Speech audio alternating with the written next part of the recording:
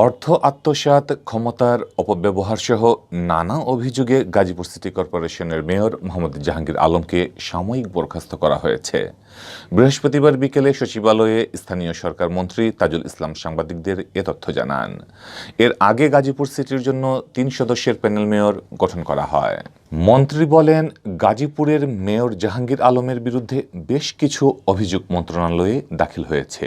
সেগুলোকে পর্যালোচনার পরিপ্রেক্ষিতে তা তদন্তের জন্য গ্রহণ করা হয়েছে। মন্ত্রী আরও বলেন, যেহেতু আইন অনুযায়ী কোনো নির্বাচিত জনপ্রতিনিধি, বিশেষ করে মেয়রের বিরুদ্ধে যদি অভিযোগ আসে এবং সে অভিযোগ তদন্ত বা নিষ্পত্তির জন্য আমলে নেওয়া হয়, তাহলে আইন অনুযায়ী তাকে সাময়িক বরখাস্ত করার নিয়ম আছে। আইনে এরকম বাধ্যকতা আছে। সে কারণে গাজীপুরের বর্তমান মেয়র জাহাঙ্গীর আলমকে সাময়িকভাবে বরখাস্ত করা হয়েছে। তার বিরুদ্ধে অভিযোগগুলো কি কি জানতে চাইলে স্থানীয় সরকার মন্ত্রী বলেন, বিভিন্ন ধরনের অভিযোগ রয়েছে।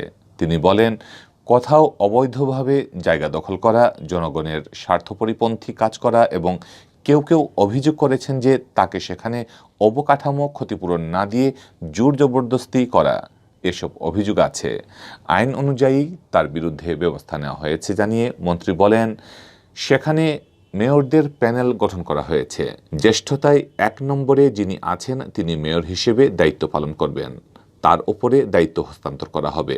মেয়রের বিরুদ্ধে আনা অভিযোগগুলোকে কেন্দ্র করে ৩ সদস্যের একটি তদন্ত কমিটি করা হয়েছে বলেও জানান তাজুল ইসলাম। তিনি বলেন, মেয়রের বিরুদ্ধে তদন্ত শুরু হয়েছে। তদন্ত করে যেগুলো পাবো সে অনুযায়ী তাকে শোকজ করা হবে।